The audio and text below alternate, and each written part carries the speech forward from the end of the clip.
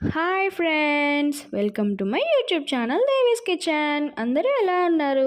నేనైతే చాలా బాగున్నాను. ఈరోజు నేను చేసే రెసిపీ వైట్ సాస్ పాస్తా. ఈ రెసిపీని చిన్నపిల్లలు పెద్దవాళ్ళు చాలా సింపుల్గా చేసేసుకోవచ్చు. ఫస్ట్ అయితే దీనికి కావాల్సిన ఇంగ్రీడియంట్స్ చెప్పేసుకుందాం.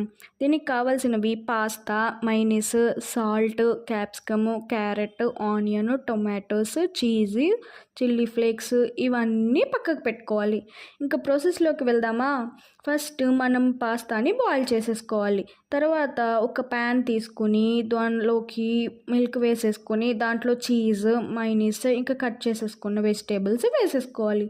లాస్ట్లో బాయిల్ చేసుకున్న పాస్తాని వేసేసి అది క్రీమీ టెక్స్చర్ వచ్చేదాకా మిక్స్ చేసుకోవాలి.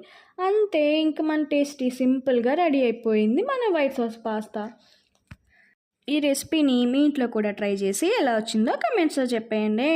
Please like, share, subscribe friends. పక్కనే ఉన్న బెల్ ఐకాన్ని కొట్టేయండి. మా వీడియోస్, మా అప్డేట్స్ అన్నీ మీకు వచ్చేస్తాయి. ఇంకా ఉంటాను మరి. మమ్మల్ని కూడా సపోర్ట్ చేయండి. Bye friends. నెక్స్ట్ వీడియోతో ఇంకో సింపుల్గా అండ్ టేస్టీ రెసిపీతో మీ ముందుకు వచ్చేస్తా. Bye friends.